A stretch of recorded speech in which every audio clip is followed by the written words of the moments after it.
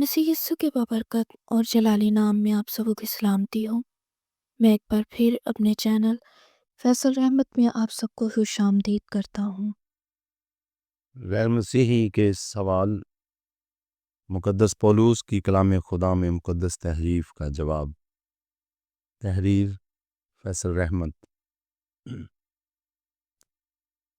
मैं खुदावंद का निहायत शुक्र अदा करता हूँ कि उसने मुझे ये फ़ज़ल बख्शा कि इन आयात पर अपना कलम उठा सकूँ। एक दिन मैं फ़ेसबुक इस्तेमाल कर रहा था तो मैंने एक पेज देखा।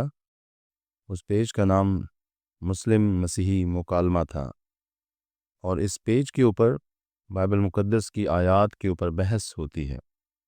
और इस पेज का मकसद किसी मज़हब को नीचा दिखाना नहीं, बल्कि सिर्फ़ और सिर्फ़ सच और हक़ का प्रचार है, जो कि इस पेज के अबाउट में लिखा था। इस पेज के ऊपर बाइबल मुक़द्दस के अंदर जो सवालात होते हैं, उनके ऊपर लोग बहस करते हैं और बहुत से मसीही इस पेज के लोगों को अपना दुश्मन समझते हैं।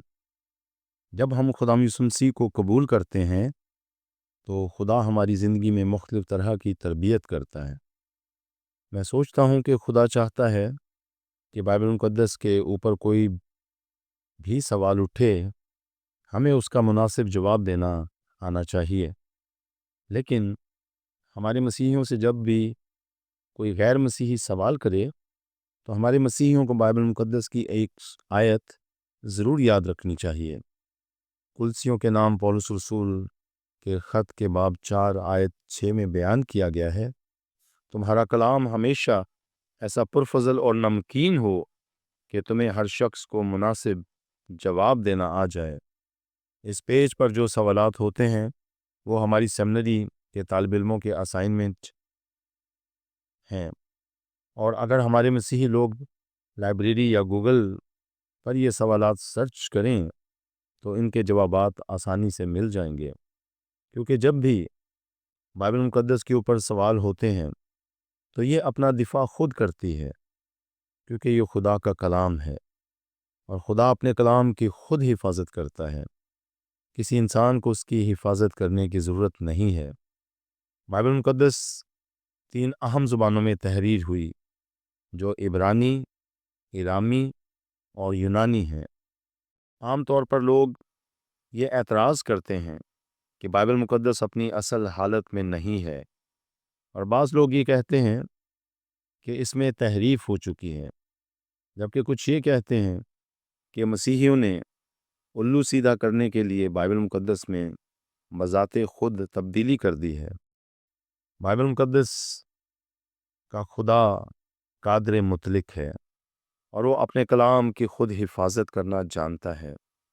जो खुदा अपने कलाम की हिफाजत नहीं कर सकता, वो आपकी और मेरी क्या हिफाजत करेगा। दानिशमंद लोगों को समझने की ज़रूरत है, क्या खुदा नाइंसाफ़ है?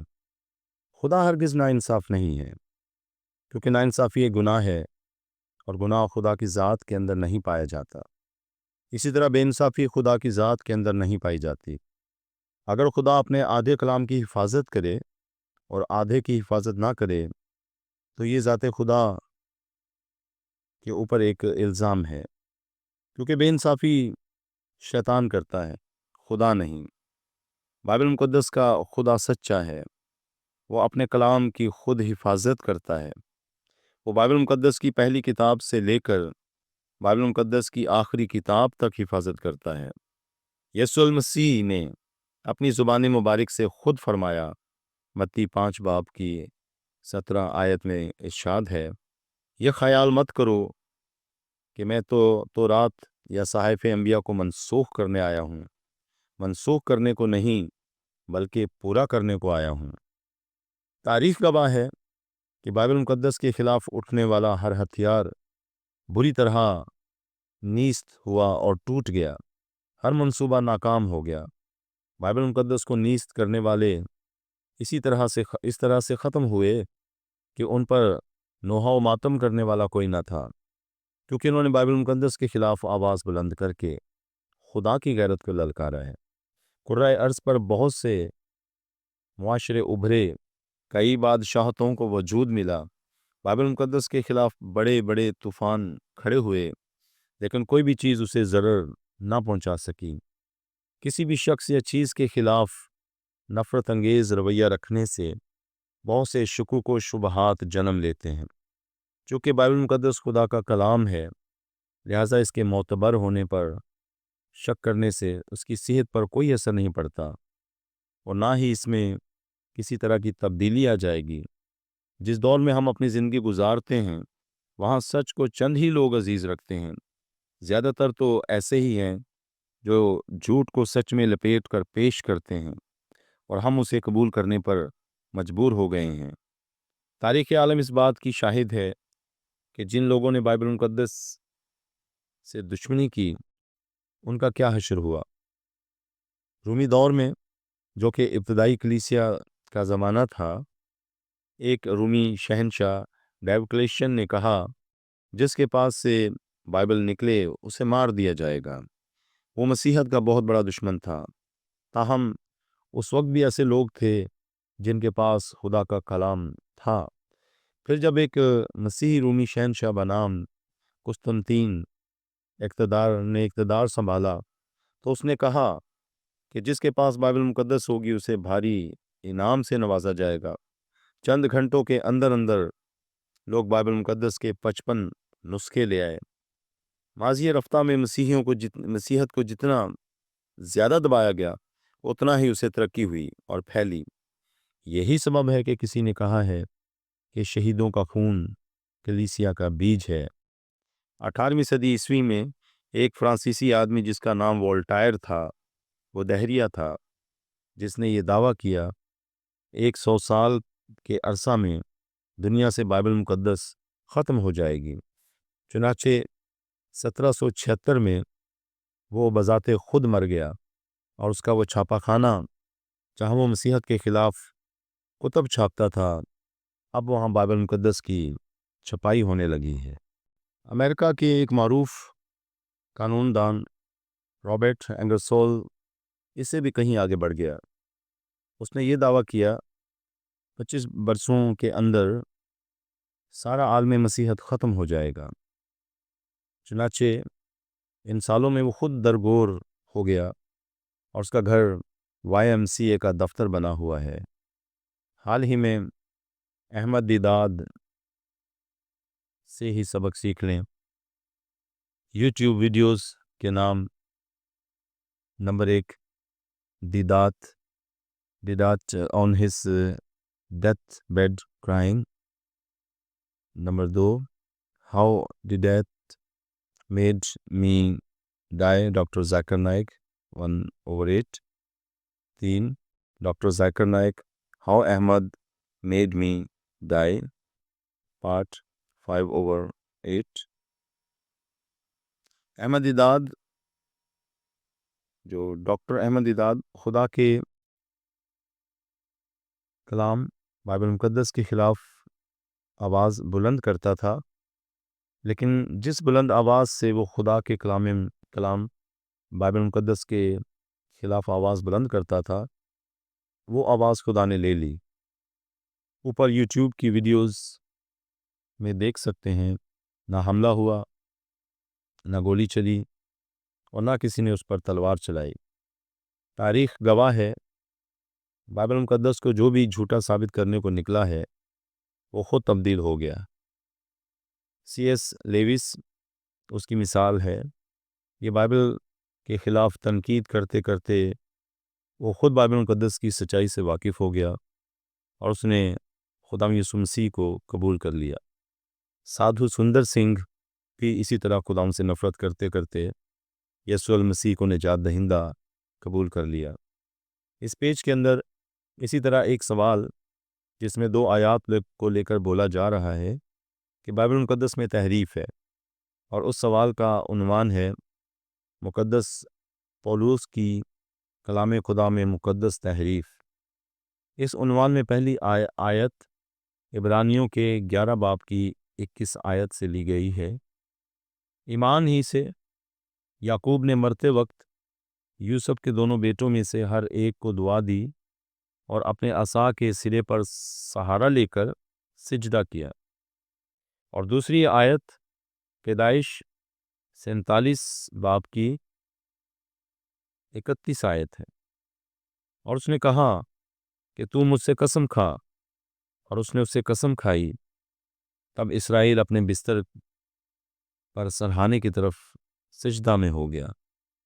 پرانا عہد نامہ بتاتا ہے کہ یعقوب نے بستر پر سرہانے کی طرف سجدہ کیا، اور نیا عہد نامہ بتاتا ہے کہ یعقوب نے عصا کے سرے پر سہارا لے کر سجدہ کیا۔ اگر دیکھا جائے تو دونوں باتیں مختلف نظر آتی ہیں، لیکن جب ہم اس زبان میں جاتے ہیں جس زبان میں بائبل مقدس لکھی گئی ہے، تو ہمیں پتہ چلتا ہے کہ یہ کس طرح صحیح ہے، کیونکہ پیدائش کی کتاب عبرانی زبان میں لکھی گئی ہے۔ لہٰذا اگر ہم عبرانی زبان میں دیکھیں تو ہمیں معلوم ہوگا پیدائش 47 باب کی آیت میں جو لفظ بستر آیا ہے وہ عبرانی لفظ کے معنی عصا اور بستر دونوں ہیں۔ جس طرح ایک زبان کے ایک لفظ کے کئی معنی ہوتے ہیں، اسی طرح عبرانی زبان کے اس لفظ کے معنی بستر اور عصا دونوں ہیں۔ مفسرین کی رائے، کئی مفسرین یہ ترجمہ پیش کرتے ہیں، تب اسرائیل نے بستر کے سرہانے پر سجدہ کیا، یعنی اسرائیل یوسف کے ساتھ گفتگو کرنے کے سبب کمزوری محسوس کر کے اپنے بستر پر لیٹ گیا۔ عبرانی لفظ کے معنی عصا اور بستر دونوں ہیں۔ یقیناً احمد دیدات کی ویڈیوز دیکھ کر آپ کا پیشاب نکلا ہوگا۔ دوستو، یہ جملہ پڑھ کر آپ کے ذہن میں غلط فہمی آ گئی ہوگی۔ جو معنی آپ سمجھ رہے ہیں وہ نہیں ہے۔ میرا مطلب تھا کہ آپ ڈر گئے ہوں گے۔ اگر آپ فیروز اللغات اردو جدید نیا ایڈیشن دیکھیں تو آپ کو معلوم ہوگا کہ پیشاب نکلنے کے کئی معنی ہیں: موت دینا، ڈرنا اور خوف سے کانپنا۔ اسی طرح عبرانی زبان کے ایک الفاظ کے کئی معنی ہوتے ہیں۔ ایک اور مثال لیں، ایک دن میرے دوست نے دوزخ بھر کر کھانا کھایا۔ فیروز اللغات اردو جدید نیا ایڈیشن کے مطابق دوزخ کے کئی معنی ہیں، ایک معنی پیٹ بھی ہے۔ اس پیج کا فائدہ مسیحیوں کو اٹھانا چاہیے۔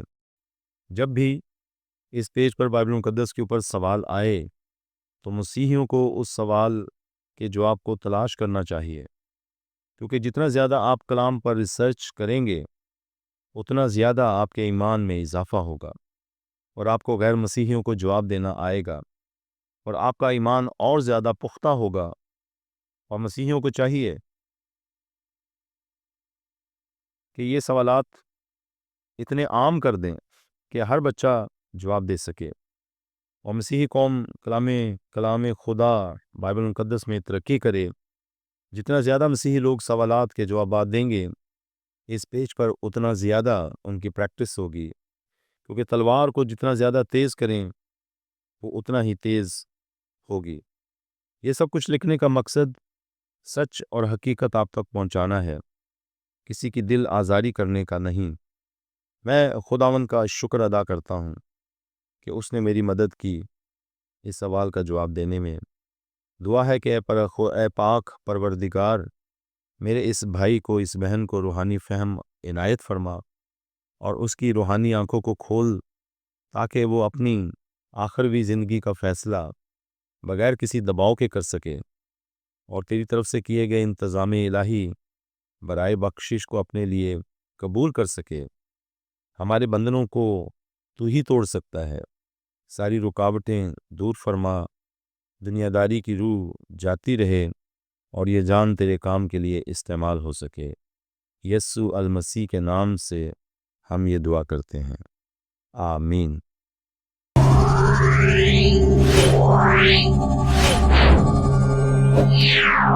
Yeah.